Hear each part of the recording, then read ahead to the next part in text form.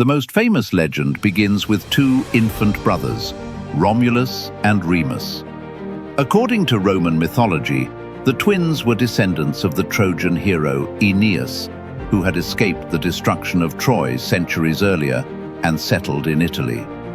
Over generations, his bloodline eventually led to the birth of the twins. Their mother, Rhea Silvia, was forced to become a Vestal Virgin, a priestess who was forbidden to have children.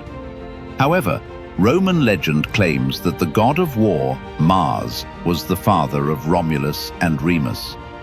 When the local ruler, King Amulius, learned of the twins' birth, he feared they would one day overthrow him. To eliminate the threat, he ordered that the babies be thrown into the Tiber River. But fate had other plans. The river's current carried the baskets safely to the riverbank, where, according to the legend, a she-wolf discovered the crying infants. Instead of attacking them, she protected them and nursed them in a cave known as the Lupercal. Soon afterward, a shepherd named Faustulus found the children and raised them with his wife as their own sons.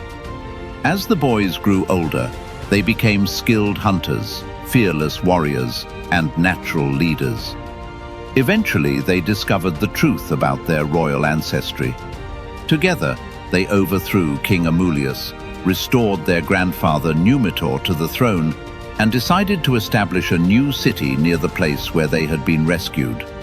However, before construction even began, the brothers argued over one critical question: who would rule the new city? Unable to reach an agreement, they turned to the ancient practice of interpreting the will of the gods through the flight of birds. Each brother claimed that the divine signs favored him. The disagreement quickly turned violent. In the struggle that followed, Romulus killed Remus. Standing alone on the hill where the city would rise, Romulus is said to have declared, "So perish anyone who dares cross the walls of my city." According to Roman tradition, on April 21st, 753 BC, Romulus officially founded the city of Rome. Whether every detail of this story is true remains one of history's greatest mysteries. Modern archaeology paints a more complex picture. Excavations on Palatine Hill have uncovered evidence of small villages, wooden huts, defensive walls, and farming communities dating back to the 8th century BC, almost exactly the period when Roman tradition places the city's founding. Most historians therefore believe that while Romulus and Remus were likely legendary figures, the founding date of Rome reflects the gradual unification of several Latin settlements into a single growing community. In other words, the legend may not be literal, but it preserves the memory of a real historical transformation. Once Rome was established, Romulus faced an immediate challenge. A city cannot survive without people. At first, Rome had very few women, making it difficult for the population to grow. According to Roman tradition, Romulus invited neighboring tribes to a festival. During the celebration, Roman men seized many of the unmarried Sabine women and brought them into Rome. The incident nearly led to a devastating war. The Sabines marched against Rome to recover their daughters. But when the two armies finally faced one another, the women themselves stepped between the soldiers. Having become wives and mothers, they refused to see either side destroyed. Their intervention ended the conflict and united the Romans and Sabines into a single people. Whether entirely historical or partly legendary, the story reflects an important reality. Rome expanded not only through conquest, but also by absorbing neighboring communities into its society. Romulus is traditionally remembered as Rome's first king, but he was only the beginning. Over the next 2 centuries, Rome was ruled by 7 kings, each leaving a lasting mark on the young kingdom. Numa Pompilius, the second king, focused on peace rather than war. He organized Rome's religious institutions, established priesthoods, introduced sacred festivals, and strengthened the city's legal traditions. Many Romans later credited him with giving Rome its moral and spiritual foundation. Tullus Hostilius, by contrast, believed Rome's future depended on military strength. Under his rule, the army expanded, neighboring settlements were defeated, and Rome's territory began to grow. Ancus Marcius continued this expansion while also investing in infrastructure. He improved trade, strengthened bridges across the Tiber, and founded the port of Ostia, giving Rome direct access to maritime commerce. The final three kings were believed to be of Etruscan origin, reflecting the growing influence of Etruscan civilization over Rome. Lucius Tarquinius Priscus introduced major public works, expanded the Senate, improved the army, and began ambitious construction projects that transformed Rome from a collection of villages into a recognizable city. His successor, Servius Tullius, introduced some of the most important reforms in early Roman history. He conducted one of Rome's first population censuses, reorganized citizens according to wealth for military service, expanded the city's defensive walls, and laid the foundations of a more structured government. The last king, Lucius Tarquinius Superbus, ruled very differently. Unlike his predecessors, he relied increasingly on fear, violence, and absolute authority. Many senators were executed or ignored. Public opinion turned against the monarchy, and resentment spread throughout Roman society. His rule would eventually trigger a revolution that changed Roman history forever. During the era of the Seven Kings, Rome was still a relatively small kingdom, yet it was steadily becoming stronger. Simple customs evolved into written traditions. Village militias developed into organized fighting forces. Religious ceremonies united the people. Roads, walls, markets, and temples slowly reshaped the landscape. Most importantly, the Romans developed a culture built on discipline, duty, courage, and loyalty to the community, values that would define their civilization for centuries. No one living in those early days could have imagined that this modest kingdom on the banks of the Tiber would one day command millions of people across Europe, Africa, and Asia. But the foundations had been laid, the city had been born, and soon the Kingdom of Rome would give way to something even more revolutionary, a republic that would begin one of history's greatest expansions.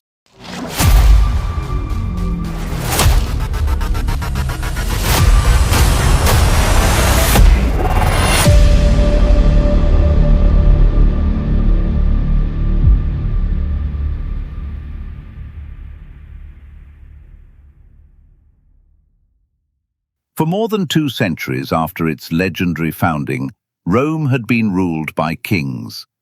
Each monarch had left a different legacy. Some strengthened religion, others expanded the army, and several transformed Rome from a collection of villages into a growing city. Under the 7 kings, Rome built temples, roads, walls, markets, and political institutions that laid the foundations of a future empire. But history often shows that a kingdom can be built by wise rulers and destroyed by just one. That ruler was Lucius Tarquinius Superbus, remembered by history simply as Tarquin the Proud. Unlike the kings before him, Tarquin did not believe in sharing power. He ruled through fear rather than respect, treating Rome not as a community of citizens, but as his personal possession. According to ancient Roman historians, Tarquin seized the throne after arranging the murder of his predecessor, Servius Tullius. Instead of earning the loyalty of the Senate, he ignored it. Instead of listening to Rome's noble families, he silenced them. Senators who questioned his authority were removed, imprisoned, or executed. Important decisions were made without consultation, and the traditions that earlier kings had respected were gradually abandoned. Yet Tarquin was not completely ineffective. Under his rule, Rome continued to grow. Massive construction projects were completed, including the magnificent temple of Jupiter Optimus Maximus on the Capitoline Hill, which became one of the city's most sacred religious sites. He also expanded Rome's military campaigns against neighboring tribes and strengthened the city's influence across central Italy. But these achievements came at a heavy price.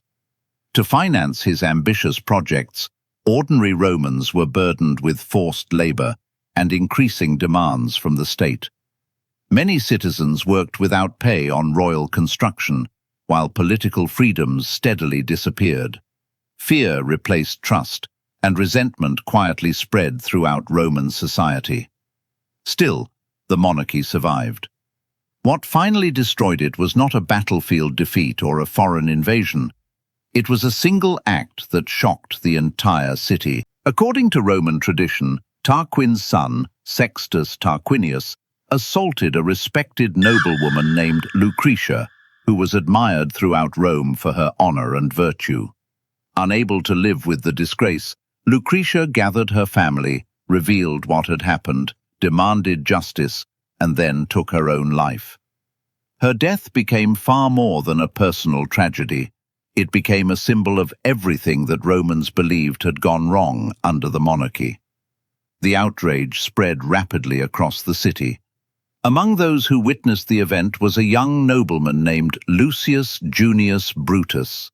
Standing before Lucretia's body, Brutus swore a solemn oath that neither Tarquin nor any future king would ever rule Rome again. That promise ignited a revolution. The Roman nobles, supported by soldiers and ordinary citizens, rose against the royal family. Tarquin attempted to hold on to power, but the momentum had already shifted.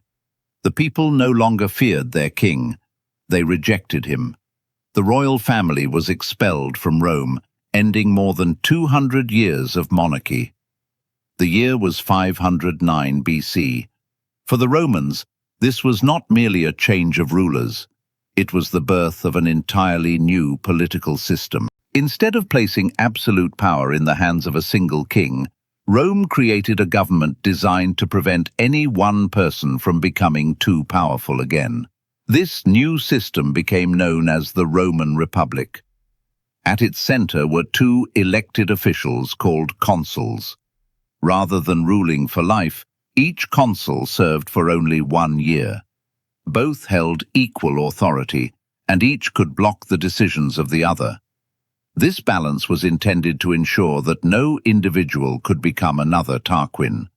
Alongside the consuls stood the Roman Senate, a council of experienced aristocrats responsible for advising the government, managing finances, directing foreign policy, and preserving political stability.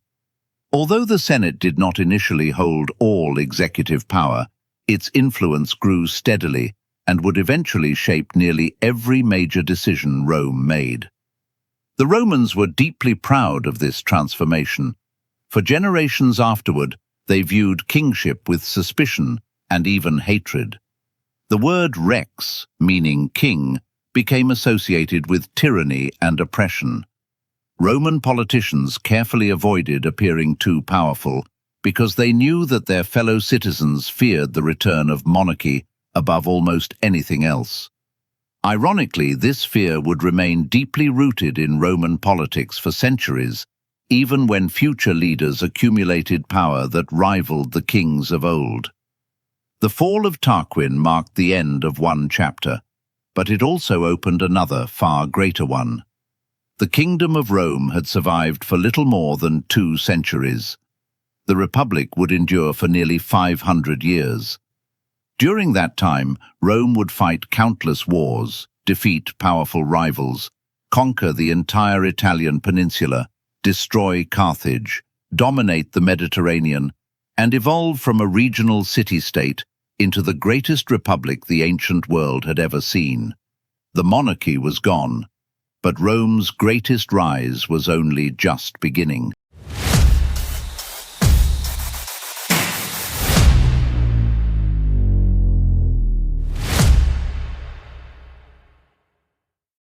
The expulsion of King Tarquin in 509 BC marked far more than the end of a monarchy. For the Romans, it was the beginning of a completely new political experiment, one that would eventually reshape the ancient world. Unlike the kingdoms surrounding them, the Romans no longer placed their future in the hands of a single ruler. They believed that no one man should ever possess absolute authority again.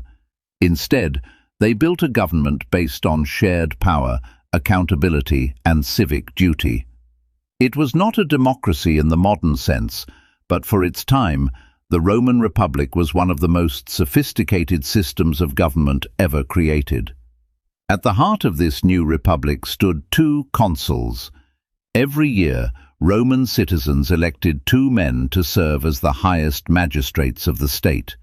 Each consul held equal authority, and each had the power to veto the other's decisions. This system ensured that no ambitious politician could dominate Rome alone.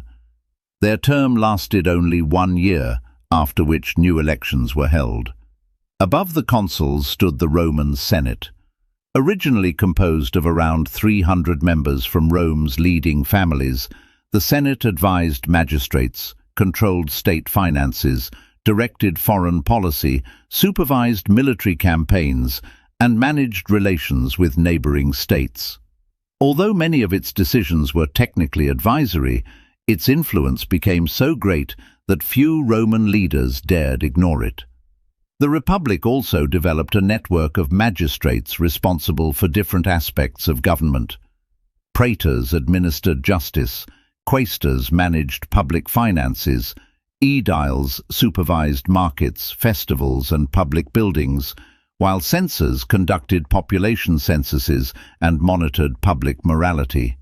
Power was deliberately divided among many offices. The Romans believed that balancing authority was the best protection against tyranny. Yet, despite these reforms, Roman society remained deeply unequal. The population was divided into two main social classes. The patricians were the wealthy aristocratic families who claimed descent from Rome's earliest founders. They dominated politics, owned vast amounts of land, and occupied nearly every important government office. The plebeians, on the other hand, made up the overwhelming majority of the population. They included farmers, craftsmen, merchants, laborers, and soldiers. Although they served in Rome's armies and paid taxes, they possessed very limited political rights during the Republic's early years. This imbalance soon created growing tensions. Plebeians demanded protection against the abuses of powerful nobles. They wanted fair laws, political representation, and relief from heavy debts that often forced poor families into slavery. Their struggle became one of the defining stories of early Roman history. Beginning in the 5th century BC, the plebeians organized peaceful protests known as the secessions of the plebs. Instead of fighting the patricians, they simply left the city and refused to work or serve in the army until their demands were heard. The strategy proved remarkably effective. Without its ordinary citizens, Rome could neither defend itself nor function economically. Gradually, the patricians were forced to compromise. One of the Republic's most important innovations followed soon afterward.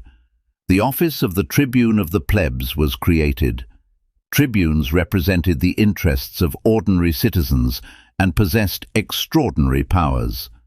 Most importantly, they could veto decisions made by other magistrates if those decisions threatened the rights of the plebeians. For the first time, common Romans had official defenders within the government. Another major reform came around 450 BC with the creation of the 12 Tables. Before this time, many legal traditions existed only as unwritten customs known mainly to aristocrats. This often allowed judges to interpret the law in favor of the wealthy. The 12 Tables changed everything. Rome's laws were written down, engraved on bronze tablets, and displayed publicly so that every citizen could know the rules governing society. These laws addressed property rights, contracts, family matters, criminal offences, and legal procedures. Although primitive by modern standards, they became the foundation of Roman law and later influenced legal systems across Europe and beyond. While Rome was transforming internally, dangers surrounded it from every direction. Neighboring Latin cities viewed the young republic with suspicion. Mountain tribes regularly raided Roman territory. The powerful Etruscans still controlled much of northern Italy. Every year seemed to bring another war. Unlike many ancient states that relied on professional soldiers or mercenaries, Rome depended on its citizens. Every able-bodied male was expected to serve in the army when called upon.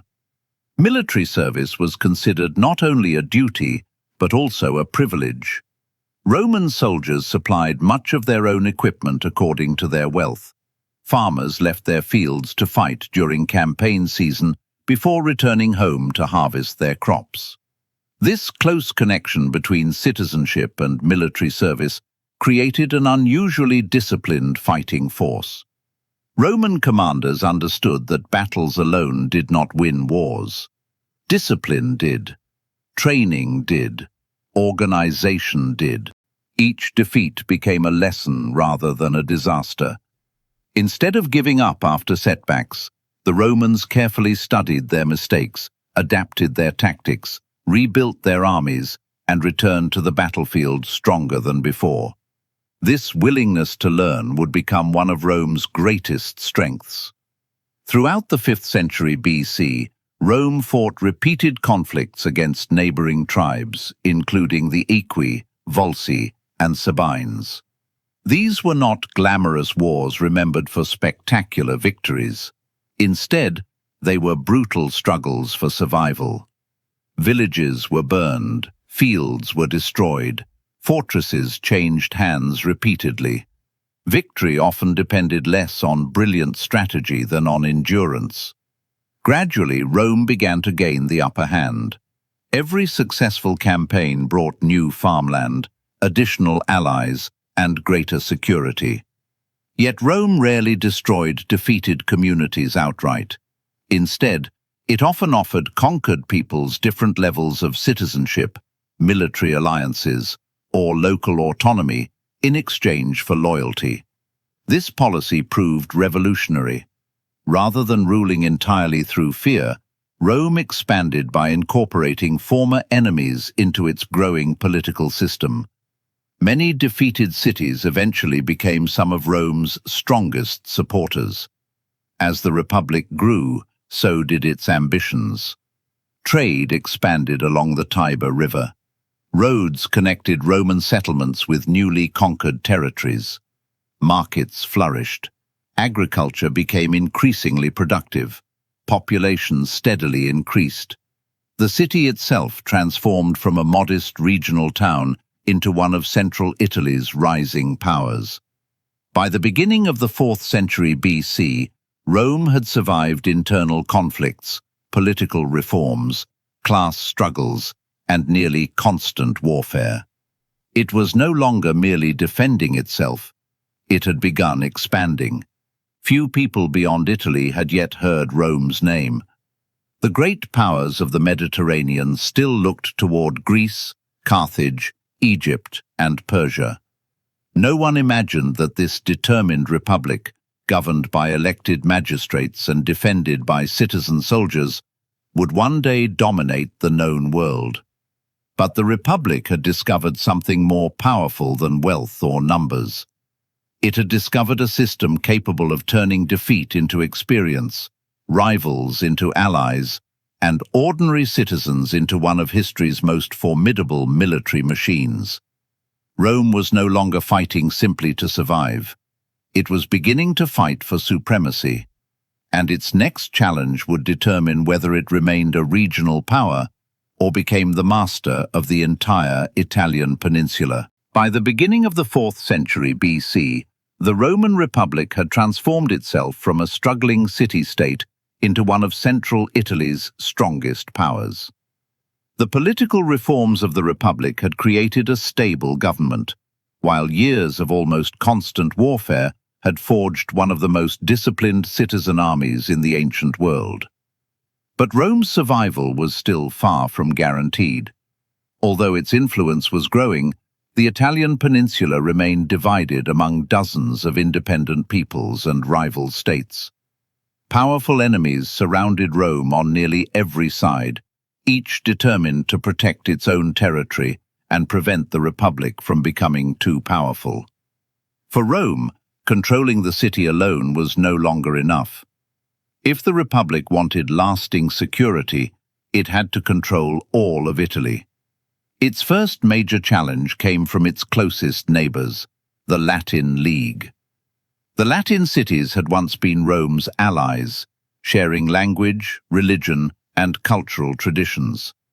However, as Rome grew stronger, many Latin leaders feared that cooperation was slowly becoming domination.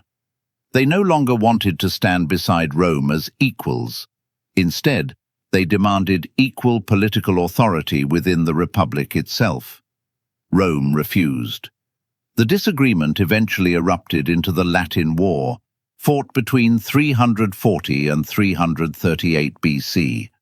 The conflict was fierce because both sides fought with remarkably similar weapons, tactics, and military traditions.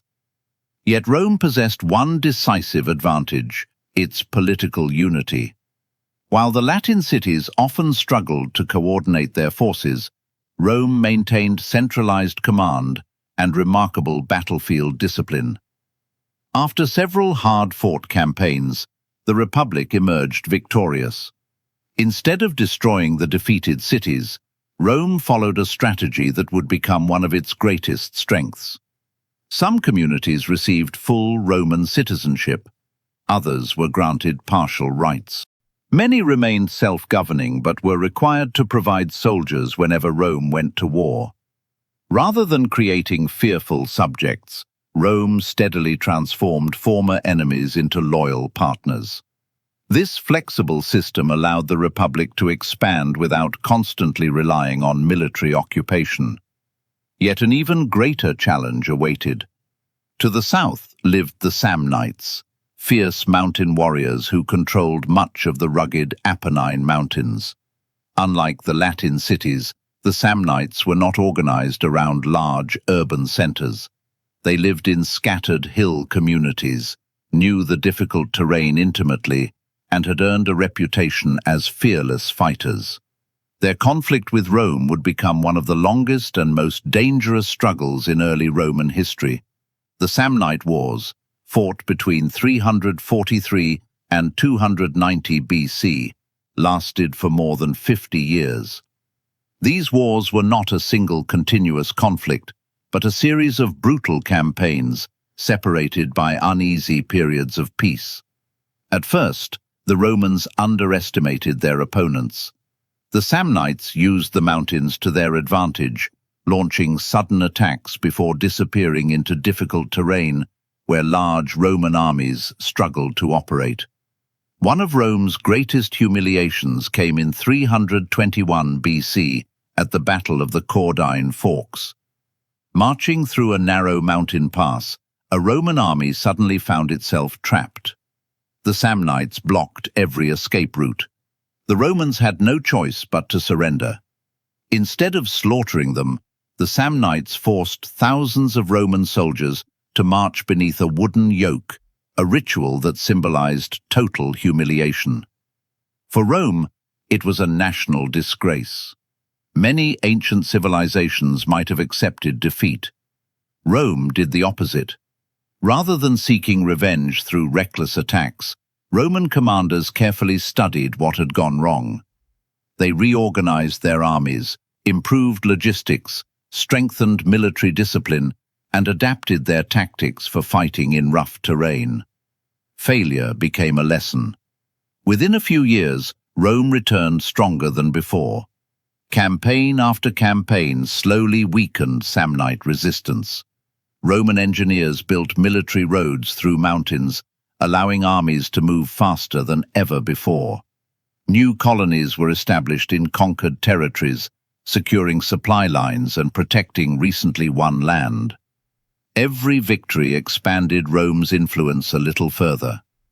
By 290 BC, after decades of exhausting warfare, the Samnites were finally defeated. The victory dramatically changed the balance of power across Italy. Rome was no longer simply another regional state. It had become the dominant military power of central Italy. Still, the conquest of the peninsula was not yet complete. Several independent peoples, including the Etruscans, Umbrians, and Gauls in the north, recognized the growing danger and formed alliances against the Republic. The Romans responded with the same determination that had defined every previous conflict. One by one, these coalitions were defeated. Some surrendered after battle, others negotiated alliances. Many accepted Roman protection in exchange for local autonomy. The Republic expanded not only through conquest, but also through diplomacy. Its greatest weapon was often not the sword, but the promise of partnership. As Roman territory grew, so did the need for better communication. The government invested heavily in infrastructure. Military roads stretched across Italy, connecting newly conquered regions directly to Rome. The most famous of these was the Via Appia, begun in 312 BC. Originally built to move armies quickly toward the south, it soon became one of the most important trade routes in the ancient world. Merchants, officials, soldiers, and travelers all benefited from the growing network of Roman roads. The Republic also established colonies throughout Italy. Veteran soldiers received land in strategic locations, creating loyal Roman communities that helped secure newly conquered territory. These settlements acted as military outposts, economic centers, and symbols of Roman authority.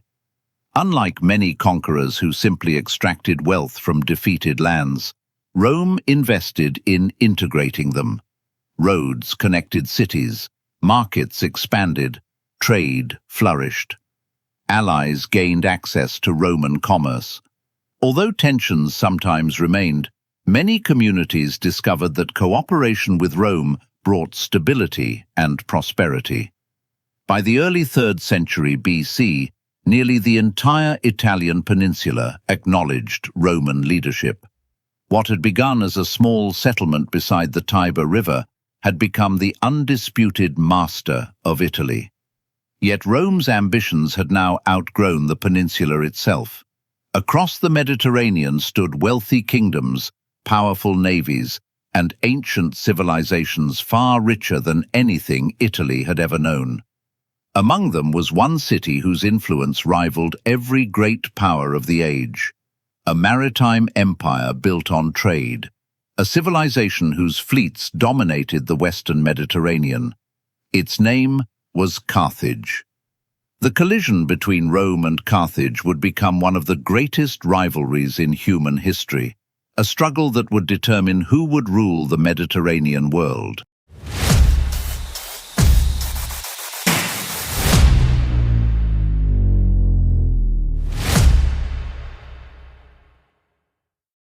By the beginning of the 3rd century BC, the Roman Republic had achieved something remarkable.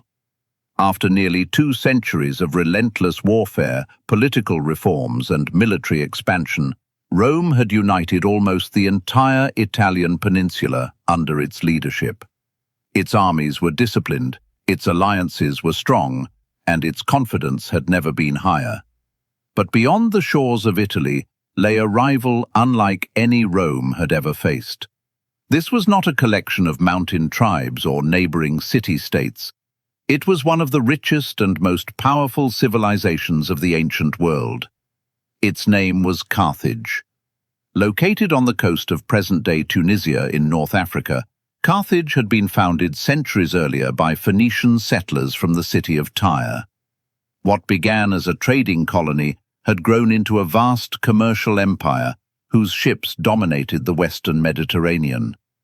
Unlike Rome, Carthage was built upon trade rather than conquest. Its merchants sailed from Spain to Sicily, from North Africa to the Atlantic Ocean, carrying silver, gold, ivory, grain, wine, olive oil, timber, and luxury goods. Its navy was considered the strongest in the known world, and its wealth allowed it to hire professional soldiers from across Europe and Africa. By comparison, Rome remained primarily a land power. Its soldiers excelled on the battlefield, but it possessed almost no significant navy.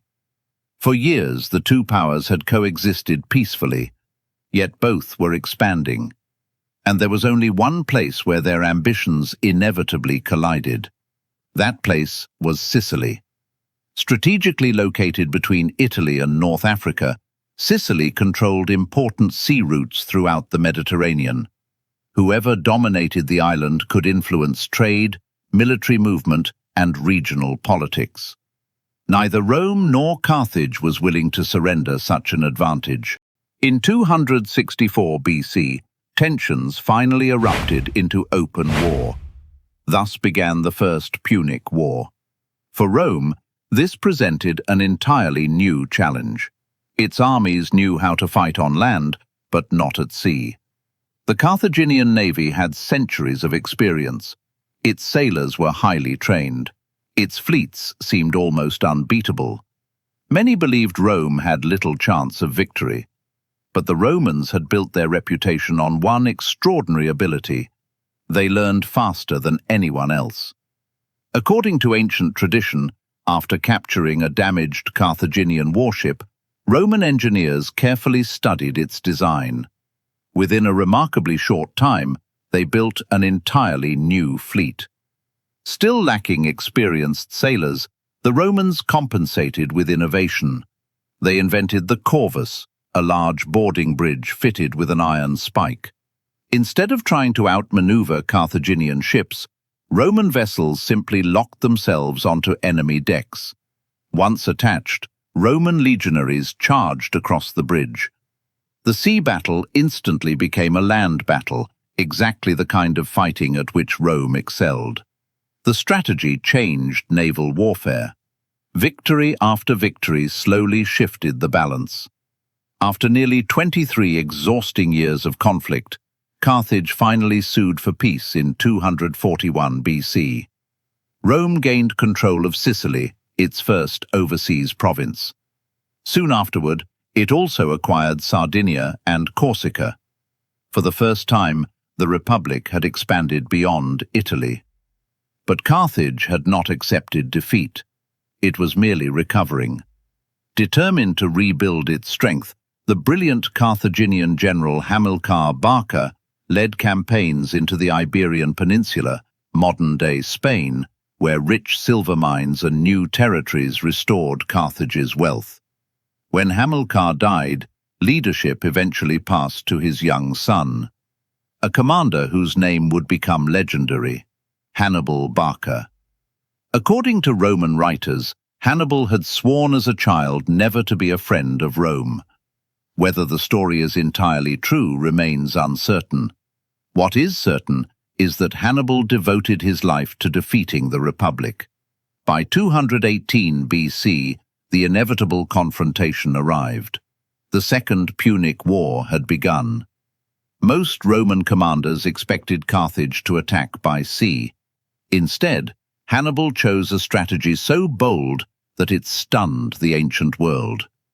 Rather than sailing directly to Italy, he marched his army across Spain, crossed southern Gaul, and prepared to do something many considered impossible.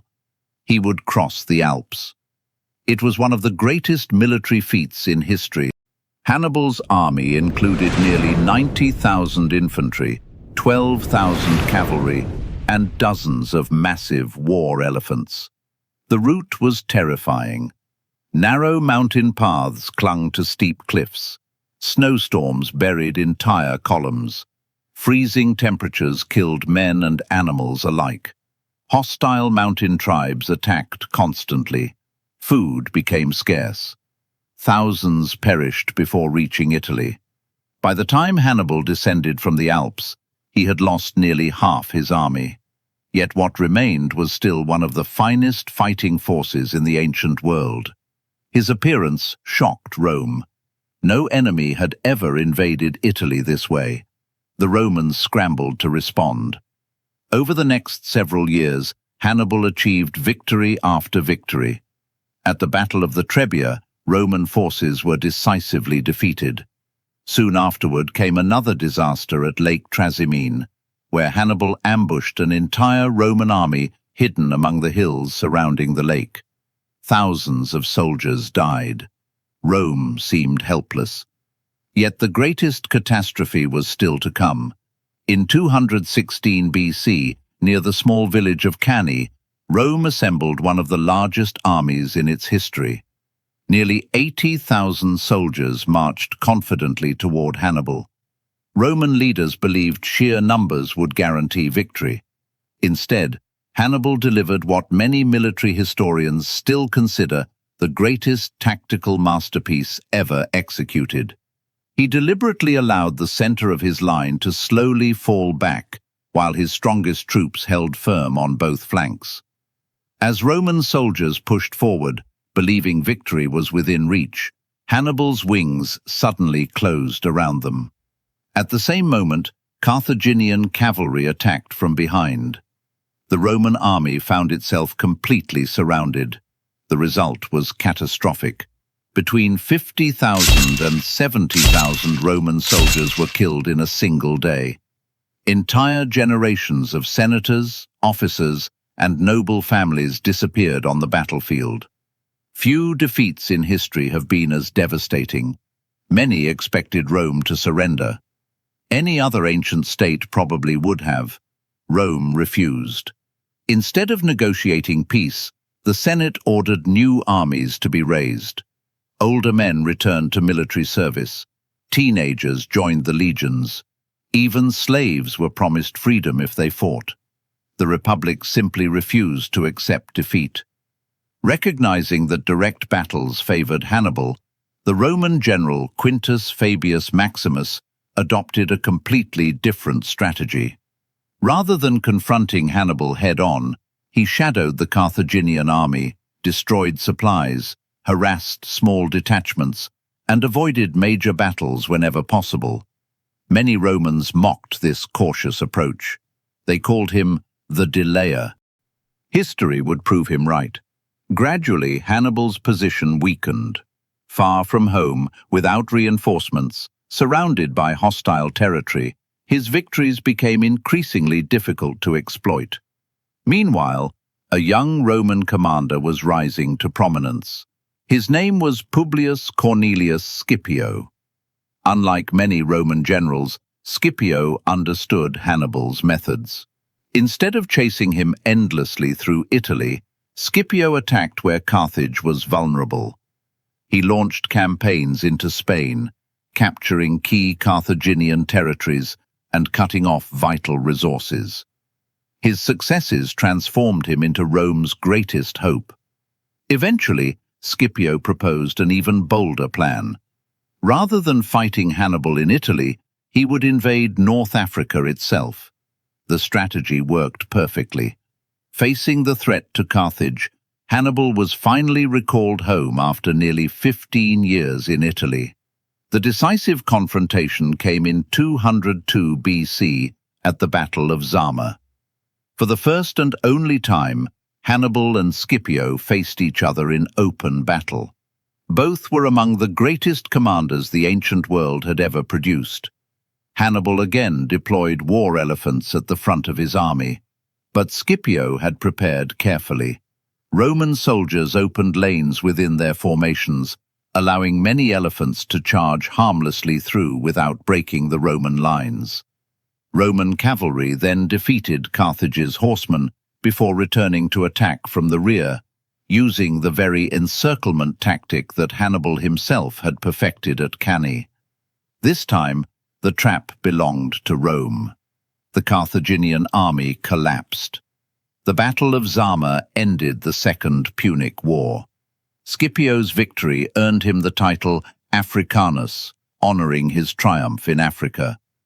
Carthage was forced to surrender its overseas territories, pay enormous financial reparations, surrender most of its fleet, and accept severe military restrictions. It would never again challenge Rome as an equal. Yet Roman fears remained. Half a century later, when Carthage showed signs of recovering economically, many Roman politicians insisted that the city must be destroyed forever. The most famous among them, Cato the Elder, ended nearly every speech with the same warning: Carthage must be destroyed. In 149 BC, the Third Punic War began. Unlike the previous conflicts, it was not a contest between equal powers. Rome surrounded Carthage by land and sea. For 3 desperate years, the city's inhabitants resisted with extraordinary determination. Men, women, and even children helped defend the walls. Weapons were forged day and night. Homes were dismantled for building materials. Every street became a battlefield. Finally, in 146 BC, Roman forces broke through. What followed marked one of antiquity's most devastating destructions. Carthage was systematically burned, its surviving population enslaved, and its centuries-old empire erased from history. With the fall of Carthage, Rome no longer had a serious rival in the Western Mediterranean. The Republic now controlled Sicily, Sardinia, Corsica, Spain, much of North Africa, and the entire Italian Peninsula. Its navy dominated the seas. Its legions had defeated the greatest general of the age. Its trade routes stretched farther than ever before. The Mediterranean was no longer divided between competing powers. It was becoming what later Romans proudly called Mare Nostrum, our sea. The Punic Wars had transformed Rome forever. The Republic entered the conflict as the strongest state in Italy. It emerged as the dominant power of the Mediterranean, but victory brought unexpected consequences. Immense wealth poured into Rome. Millions of acres of land changed hands. Hundreds of thousands of slaves entered the Republic. Powerful generals became richer than ever before, and beneath the surface of triumph, new political tensions began to grow. The wars against foreign enemies were over. Soon, Romans would begin fighting one another.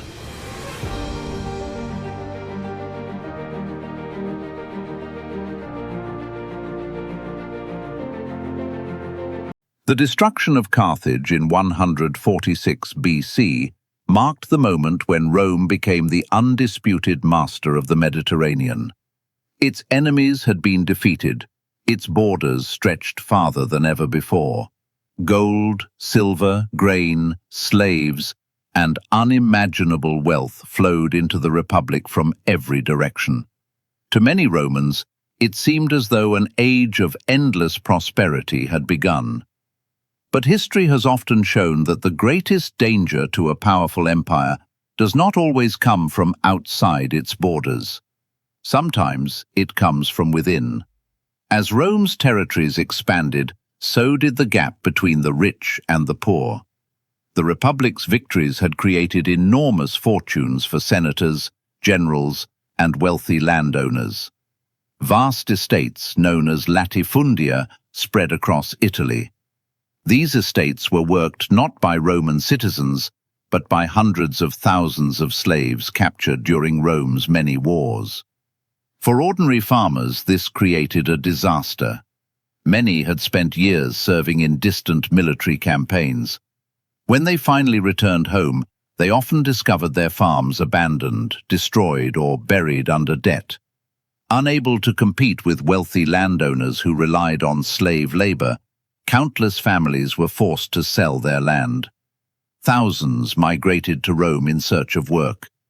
Instead of becoming prosperous citizens, many found themselves unemployed, dependent on public grain distributions, and increasingly frustrated with the Republic's political elite.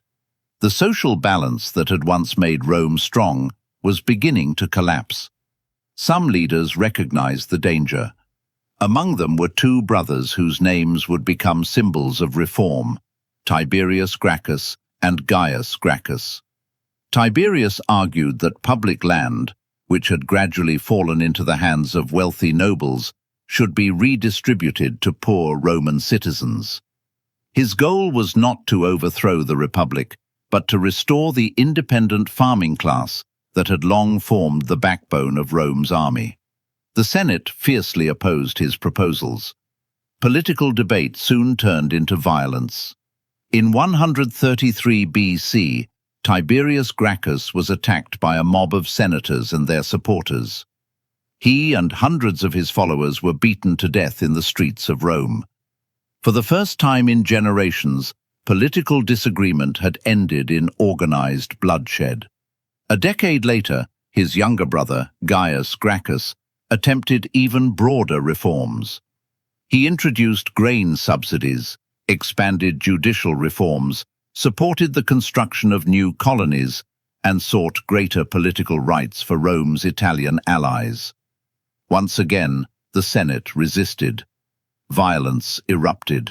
Rather than allowing himself to be captured, Gaius chose death. Thousands of his supporters were executed afterward. The killings of the Gracchi brothers permanently changed Roman politics. From that moment onward, violence increasingly replaced compromise. The Republic had crossed a dangerous line. As social tensions grew, new military challenges emerged along Rome's frontiers. One man rose to prominence during these difficult years. His name was Gaius Marius.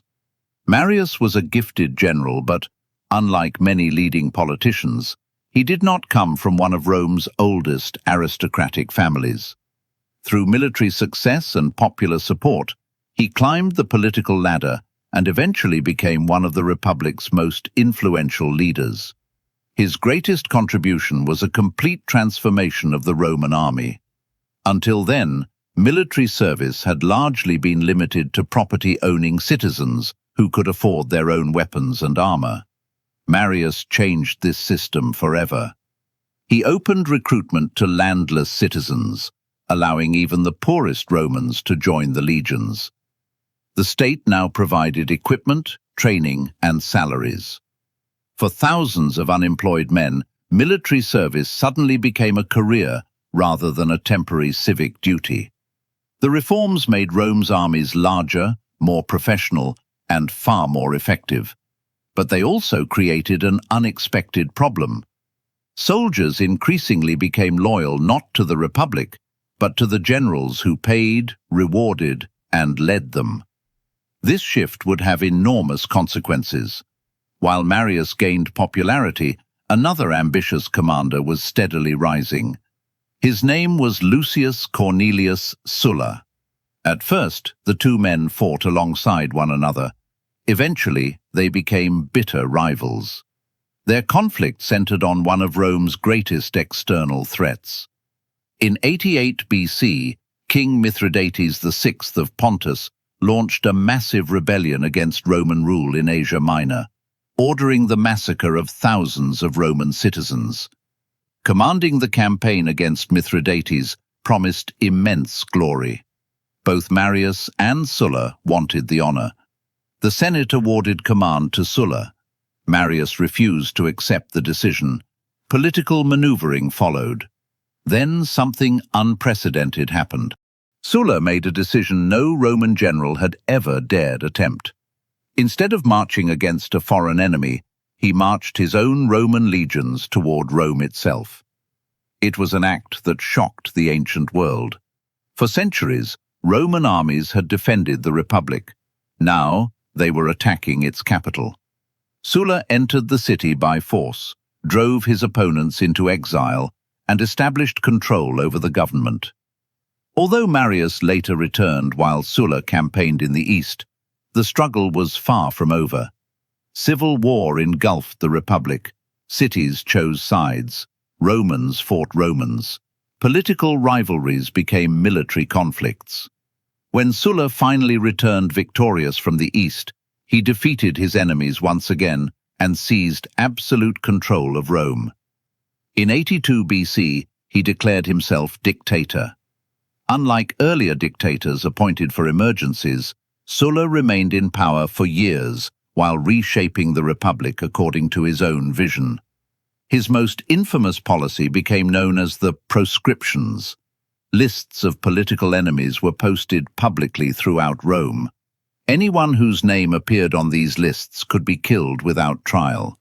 Their property was confiscated. Their families lost legal protection.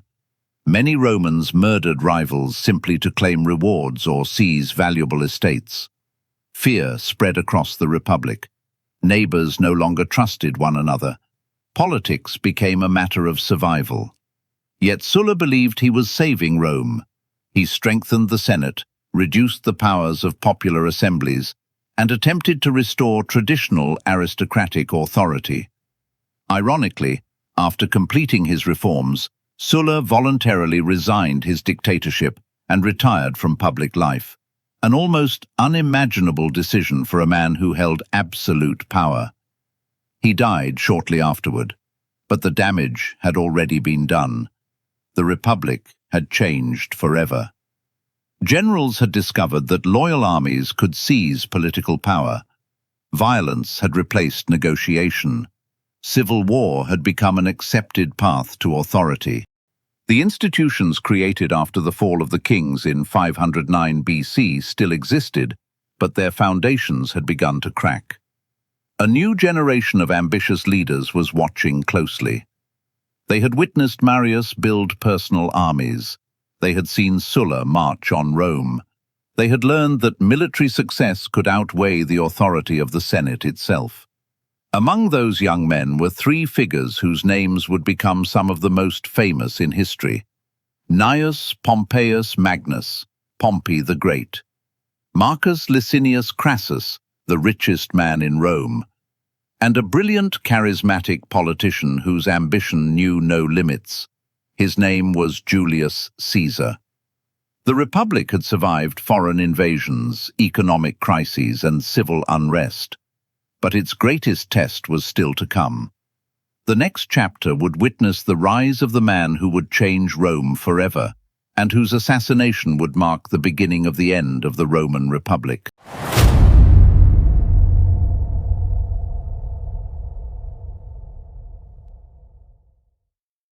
By the middle of the 1st century BC, the Roman Republic stood at a crossroads.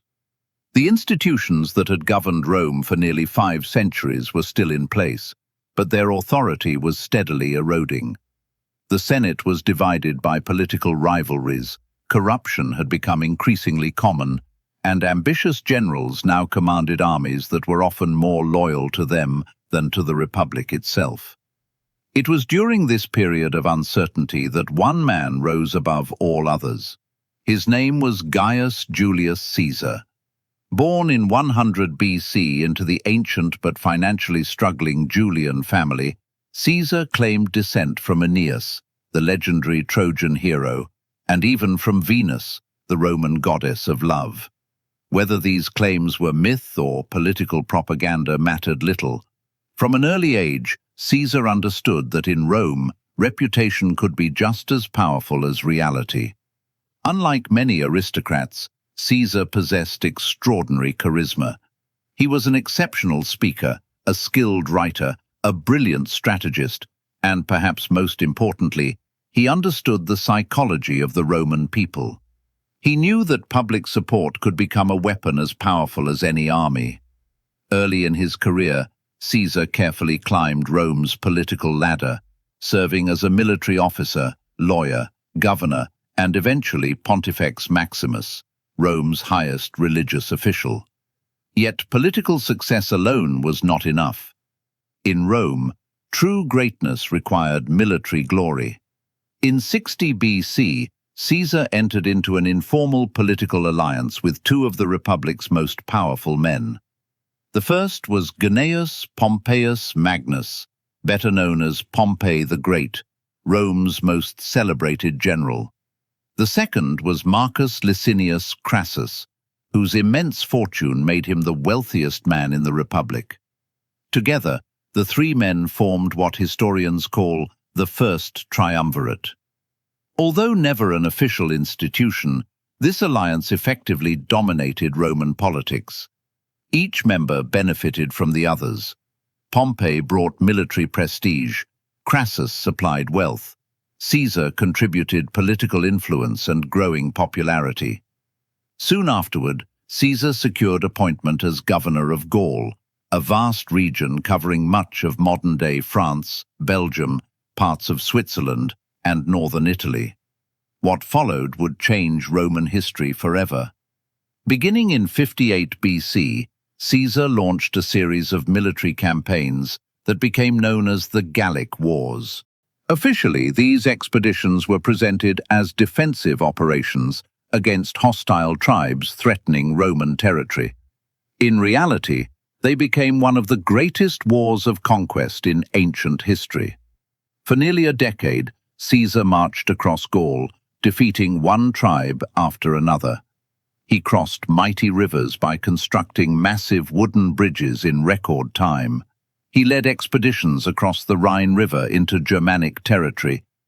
He even launched 2 daring invasions of Britain, becoming the first Roman commander to set foot on the island.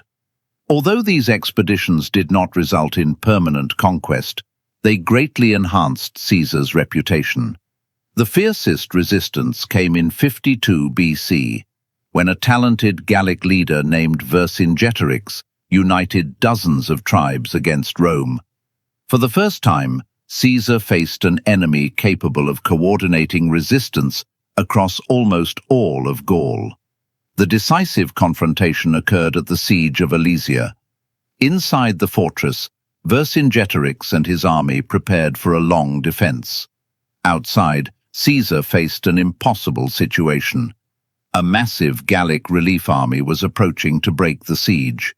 Rather than retreat, Caesar ordered one of the most astonishing engineering projects in military history. His soldiers built 2 enormous rings of fortifications. One faced inward to trap the defenders. The other faced outward to repel the approaching relief force. The Romans were surrounded. Enemies stood both inside and outside their defenses. Yet through discipline, engineering, and relentless determination, Caesar's army held. When the final assault failed, Vercingetorix surrendered. Gaul had fallen. The victory brought enormous wealth to Rome. Millions of acres of land came under Roman control. Countless prisoners were sold into slavery. Most importantly, Caesar's soldiers had become fiercely loyal to their commander. To them, Caesar was not merely a politician. He was the man who had led them to victory, rewarded their courage, and shared their hardships. Meanwhile, political tensions in Rome continued to worsen. In 53 BC, Crassus was killed during a disastrous campaign against Parthia. The first triumvirate collapsed. Pompey gradually aligned himself with the Senate, while Caesar remained in Gaul with his victorious legions. Many senators feared Caesar's growing popularity. They believed that once he returned to Rome, he might seize absolute power. Determined to stop him, the Senate ordered Caesar to disband his army before entering Italy. Caesar faced an impossible choice. If he obeyed, he would lose both his military protection and his political influence. His enemies could prosecute him and destroy his career. If he refused, he would be committing treason. In 49 BC, Caesar made the decision that would change history forever. Standing beside a small river known as the Rubicon, which marked the legal boundary between his province and Italy itself, he paused. Roman law strictly forbade any general from bringing an army across this river. Crossing it meant civil war. According to ancient tradition, Caesar looked toward his soldiers and declared, "The die is cast." Then he crossed the Rubicon. That single step ended centuries of republican tradition. Panic spread through Rome. Pompey and many senators fled south before eventually escaping to Greece. Rather than wasting time, Caesar marched rapidly across Italy, gaining support from city after city. The Republic descended into civil war. Over the next several years, Caesar pursued Pompey's forces across the Mediterranean.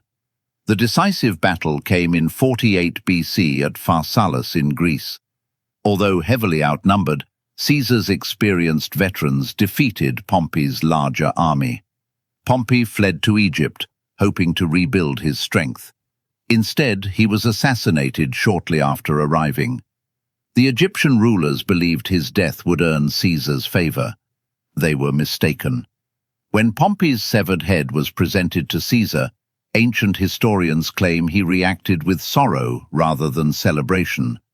His former ally had become his greatest rival, but he had still been a Roman. Caesar soon became involved in Egypt's internal power struggle, supporting the young queen Cleopatra VII against her brother. Their political alliance eventually developed into one of history's most famous relationships. With Egypt secured, Caesar returned to Rome as the undisputed master of the Roman world. The Senate granted him extraordinary honors. He was appointed dictator, first for limited terms, and eventually dictator perpetuo, dictator for life. Caesar immediately introduced sweeping reforms. He reorganized provincial government, reduced corruption, settled thousands of military veterans on new lands, expanded Roman citizenship, reformed debt laws, and enlarged the Senate. Perhaps his most enduring achievement was the introduction of the Julian calendar in 46 BC, a remarkably accurate system that formed the basis of the modern calendar still used throughout much of the world today. Yet every new honor increased suspicion. Statues of Caesar appeared across Rome. Coins were minted bearing his image while he was still alive. He accepted titles and privileges that many Romans believed resembled those of the kings their ancestors had overthrown nearly 5 centuries earlier. To many senators, one terrifying possibility emerged. Had Caesar become exactly what the Republic had always feared? Another king. A group of senators convinced themselves that they were acting to save Roman liberty. Among them was Caesar's trusted friend, Marcus Junius Brutus. On the Ides of March 15th, 44 BC, Caesar entered the meeting hall of the Senate. As he took his seat, the conspirators surrounded him. At first, it appeared to be a routine petition. Then one senator drew a dagger. Within moments, dozens joined the attack. Caesar was stabbed 23 times. Ancient tradition later immortalized the moment with the words, "Et tu, Brute?" You too, Brutus. Whether he actually spoke those words remains uncertain. What is certain is that Julius Caesar died beneath the statues of the very republic he had transformed. The conspirators believed they had saved Rome. Instead, they unleashed chaos. Rather than restoring the Republic, Caesar's assassination plunged Rome into another devastating series of civil wars. The Republic was not reborn, it was dying. And from its ashes, a new form of government would emerge, one led not by elected consuls, but by emperors. The first of them would be Caesar's adopted son. His name was Octavian, later known to history as Augustus. Augustus and the birth of the Roman Empire. From republic to empire, how Octavian became Augustus and changed Rome forever. The assassination of Julius Caesar on March 15th, 44 BC, was supposed to save the Roman Republic. The conspirators believed that by killing one man, they had protected centuries of Roman tradition and prevented the rise of another king. Instead, they achieved the exact opposite. Caesar was dead, but his influence was greater than ever. Within hours of the assassination, Rome descended into confusion. The Senate had no clear plan, the conspirators had no army to enforce their vision, and the Roman people, many of whom admired Caesar, were furious. At Caesar's public funeral, one speech changed everything. It was delivered by his loyal supporter and trusted general, Mark Antony. Standing before thousands of grieving Romans, Antony praised Caesar's achievements and reminded the crowd of everything he had done for the Republic. According to ancient historians, he then displayed Caesar's blood-stained toga, allowing the people to see the wounds left by the assassins. The crowd erupted in anger. The conspirators, who had called themselves defenders of liberty, suddenly found themselves fleeing Rome to save their own lives. Yet Antony was not the only heir to Caesar's legacy. When Caesar's will was opened, it revealed an unexpected surprise. He had legally adopted his 18-year-old great-nephew, Gaius Octavius. The young man immediately took a new name, Gaius Julius Caesar Octavianus, known to history simply as Octavian. Few people initially took him seriously. He was only 18 years old. He had little military experience. Many powerful politicians dismissed him as an inexperienced boy who could easily be manipulated. They underestimated him. Octavian possessed remarkable patience, political intelligence, and an ability to remain calm while others allowed emotion to guide their decisions. Rather than confronting Antony immediately, he carefully built alliances, gained public support, and won the loyalty of many of Caesar's veterans. Soon, Rome found itself with two powerful men, each claiming to be Caesar's rightful successor. Conflict seemed inevitable. Before they turned against one another, however, another enemy demanded attention. The assassins of Julius Caesar, led by Brutus and Cassius, had gathered large armies in the eastern provinces. To defeat them, Octavian and Antony temporarily set aside their rivalry. In 43 BC, together with Marcus Aemilius Lepidus, they formed the Second Triumvirate. Unlike the first alliance between Caesar, Pompey, and Crassus, this triumvirate was officially recognized by Roman law and granted extraordinary powers. Its first actions were ruthless. Lists of political enemies, known as proscriptions, were published across Rome. Anyone whose name appeared on these lists could be executed without trial. Property was confiscated, families were destroyed, thousands died. Even the great Roman orator Cicero, one of the Republic's most respected statesmen, was hunted down and killed. It was one of the darkest chapters in Roman history. The triumvirs then marched east. In 42 BC, at the Battle of Philippi in Macedonia, the armies of Brutus and Cassius were decisively defeated. Both men later took their own lives. With Caesar's assassins eliminated, the Republic's final defenders had fallen. The Roman world was divided. Octavian took control of the western provinces. Antony governed the east. Lepidus received North Africa, but gradually lost influence. For a brief moment, peace seemed possible. It did not last. While governing the eastern Mediterranean, Antony traveled to Egypt, where he met one of history's most extraordinary rulers, Queen Cleopatra VII. Cleopatra was intelligent, multilingual, politically gifted, and determined to preserve Egypt's independence. Her earlier alliance with Julius Caesar had already strengthened her position. Now she formed another powerful partnership with Mark Antony. Together, Antony and Cleopatra ruled much of the eastern Mediterranean. They had children together, shared military campaigns, and increasingly presented themselves as rulers of a vast eastern kingdom. Back in Rome, Octavian watched carefully. He realized that defeating Antony on the battlefield would not be enough. He first had to defeat him politically. Octavian launched one of history's most effective propaganda campaigns. He portrayed Antony not as a loyal Roman, but as a man who had abandoned his homeland for a foreign queen. He accused Antony of placing Egypt's interests above Rome's. Many of these accusations were exaggerated. Some were likely false, but they achieved their purpose. Public opinion slowly turned against Antony.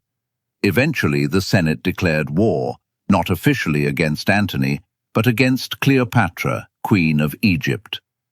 The stage was set for the final struggle. The decisive confrontation came on September 2nd, 31 BC. Near the western coast of Greece, the two sides met in one of history's most famous naval battles, the Battle of Actium. Antony and Cleopatra commanded a large fleet of powerful warships.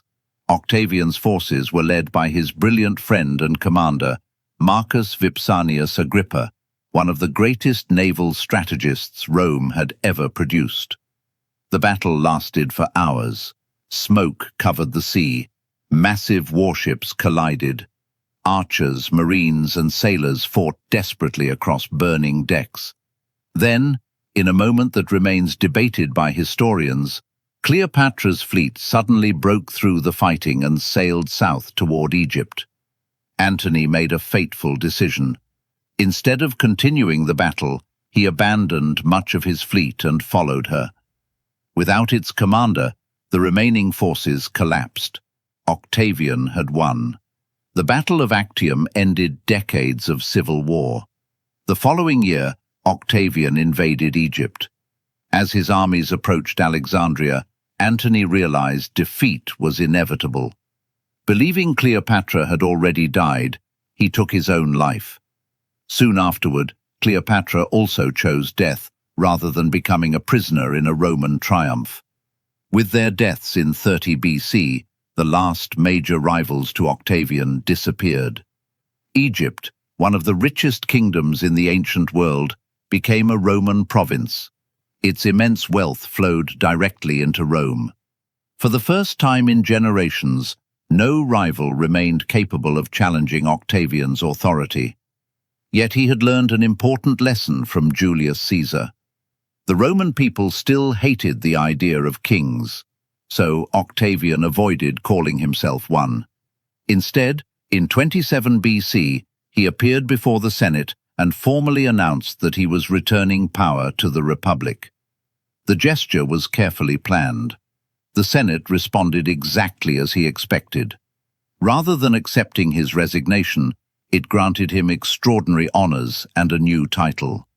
Augustus, meaning the revered one, or the majestic.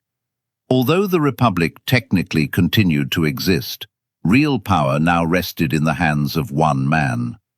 Without openly declaring himself king, Augustus had become Rome's first emperor.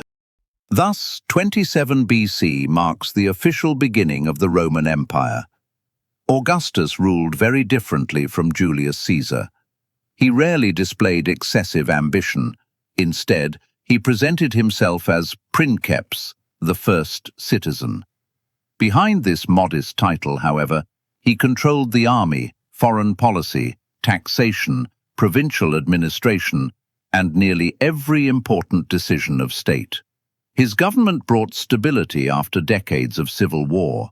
He reorganized the provinces, reformed taxation, created a permanent professional army, established the elite Praetorian Guard to protect the emperor, expanded Rome's road network, improved public administration, and launched one of the greatest building programs in Roman history. Augustus himself famously declared, "I found Rome a city of brick and left it a city of marble." His reign also marked the beginning of one of history's most remarkable periods of peace, the Pax Romana, or Roman peace. For nearly 2 centuries, the empire experienced unprecedented stability. Trade flourished across Europe, North Africa, and the Middle East. Merchants traveled safely along Roman roads and sea routes. Cities expanded. Monumental architecture transformed the landscape. Art, literature, engineering, and commerce reached extraordinary heights. Under Augustus, Rome ceased to be merely the capital of a powerful state. It became the heart of an empire that stretched across 3 continents. The republic that had ruled Rome for almost 500 years was gone. A new age had begun, an age of emperors. And the golden age of the Roman Empire, from Augustus to Marcus Aurelius, how Rome reached the height of its power. When Augustus died in AD 14, He left behind something that had seemed impossible only a few decades earlier. The civil wars had ended, the economy had recovered, the frontiers were secure. The Roman Empire stretched from the Atlantic Ocean to the Middle East, while millions of people lived under one government for the first time in history. Yet one question remained unanswered. Could the empire survive without Augustus? The answer would depend on the men who followed him. The first was his adopted son, Tiberius. A brilliant soldier but a reluctant politician, Tiberius inherited an empire at peace. Unlike Augustus, he disliked public ceremonies and avoided grand displays of popularity. Instead, he focused on maintaining stability. He strengthened Rome's finances, avoided unnecessary wars, and kept the frontiers secure. His careful management filled the imperial treasury and ensured that the empire remained financially healthy. However, as the years passed, Tiberius became increasingly suspicious of those around him. Political trials became more common, accusations of treason spread through the Senate, and fear gradually replaced trust. Eventually, he withdrew from Rome to the island of Capri, leaving much of the daily government in the hands of his officials. Although his reign ended under a cloud of controversy, historians generally agree that Tiberius preserved the stability Augustus had created. After his death in AD 37, the empire entered a period of uncertainty. Several emperors ruled in quick succession, but one of the most important was Claudius, who became emperor in AD 41. Many senators underestimated Claudius because of his physical disabilities and quiet personality. They made a costly mistake. Behind his awkward appearance was one of Rome's most capable administrators. Claudius reformed the legal system, expanded the imperial bureaucracy, improved tax collection, and invested heavily in public infrastructure. New roads, canals, harbors, and aqueducts strengthened trade throughout the empire. His greatest military achievement came in AD 43, when he launched the successful invasion of Britain. Although Julius Caesar had visited Britain nearly a century earlier, he had never conquered it. Claudius changed that. Southern Britain was incorporated into the empire, bringing valuable resources, strategic territory, and new opportunities for trade. Rome had crossed yet another frontier. Following Claudius came one of the most infamous rulers in history. Ascending the throne in AD 54 at only 16 years of age, Nero initially ruled under the guidance of experienced advisors. The early years of his reign were surprisingly stable, but over time his government became increasingly unpredictable. In AD 64, disaster struck. A massive fire swept through Rome, destroying large sections of the city. Ancient historians disagree about Nero's role. Some later writers accused him of starting the fire himself, while others believed he was nowhere near Rome when it began. The famous story that Nero played the fiddle while Rome burned is almost certainly a myth. The violin would not even exist for more than 1,000 years. What is certain is that Nero launched an ambitious rebuilding program after the disaster, constructing wider streets and introducing stricter building regulations designed to reduce future fires. However, to finance his enormous palace, the Domus Aurea, heavy taxes increased and public resentment grew. Political conspiracies multiplied, executions became common. By AD 68, several provincial governors rebelled. Abandoned by the Senate and the army, Nero fled Rome. Facing capture, he took his own life. With his death, the Julio-Claudian dynasty came to an end. The empire plunged into another crisis. The year AD 69 became known as the Year of the Four Emperors. Within 12 months, 4 different men claimed the imperial throne. Civil war once again threatened everything Augustus had built. order was finally restored by a seasoned general, Vespasian. Founder of the Flavian dynasty, Vespasian inherited a financially exhausted empire after months of civil conflict. His first priority was stability. He restored discipline within the army, strengthened provincial administration, and carefully rebuilt the imperial treasury. Rather than seeking personal luxury, Vespasian focused on practical reforms that revived confidence throughout the empire. He also began construction of one of history's most recognizable monuments, the Colosseum. Built on the site of Nero's extravagant palace, the enormous amphitheater symbolized the return of government focused on the people rather than the vanity of a single ruler. When Vespasian died in AD 79, power peacefully passed to his eldest son, Titus. Although his reign lasted only 2 years, it was marked by extraordinary challenges. Only months after becoming emperor, Mount Vesuvius erupted violently in AD 79, burying the prosperous cities of Pompeii and Herculaneum beneath volcanic ash. Thousands perished. Titus immediately organized relief efforts and provided financial assistance to survivors. The following year, another devastating fire and a deadly plague struck Rome. Once again, the emperor responded generously, earning widespread admiration from the Roman people. He also completed the Colosseum, celebrating its opening with magnificent games that demonstrated the empire's wealth and engineering brilliance. After Titus came his younger brother Domitian, whose increasingly authoritarian rule ended in assassination. The Senate then selected a respected elderly statesman, Nerva. Although Nerva ruled for only a short time, he made one decision that changed Roman history. Rather than choosing a biological heir, he adopted the talented general Trajan as his successor. This marked the beginning of the era historians now call the Five Good Emperors, often regarded as the greatest period of Roman government. When Trajan became emperor in AD 98, Rome entered its age of maximum expansion. Trajan believed that the empire's security depended upon strength. He launched successful campaigns against the Dacians, whose kingdom occupied much of modern Romania. After 2 major wars, Dacia was conquered. Its rich gold mines poured enormous wealth into the imperial treasury. Trajan then turned eastward. His armies advanced deep into the territories of the Parthian Empire, capturing Armenia, Mesopotamia, and reaching the shores of the Persian Gulf.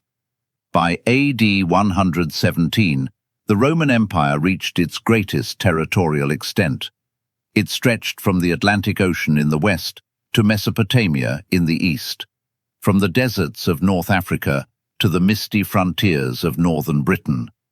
Nearly 70 million people, perhaps 1/4 of the world's population at the time, lived under Roman rule. Never before had Rome controlled so much land. Trajan also transformed the capital itself.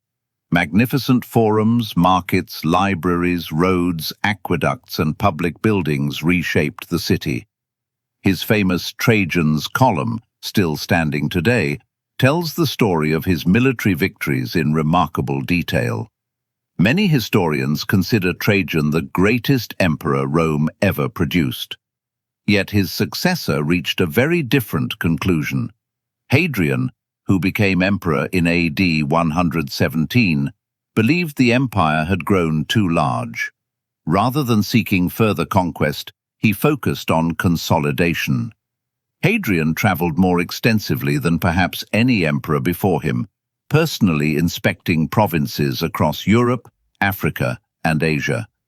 He strengthened frontier defenses, reorganized the army, improved provincial government, and encouraged cultural exchange throughout the empire.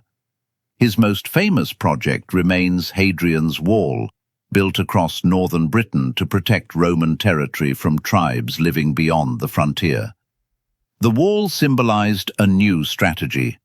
Rome would no longer expand endlessly. Instead, It would secure what it already possessed. Hadrian's peaceful policies strengthened the empire for decades.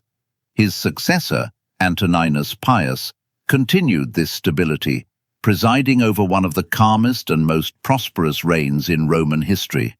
Then, in AD 161, power passed to a philosopher-emperor, Marcus Aurelius. Unlike many rulers, Marcus Aurelius believed that leadership required discipline, humility, and service.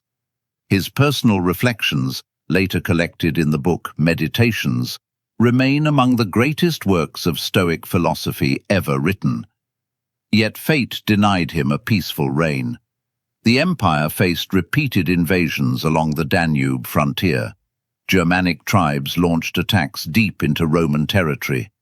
At the same time, the devastating Antonine Plague spread throughout the empire, killing millions and weakening both the economy and the army.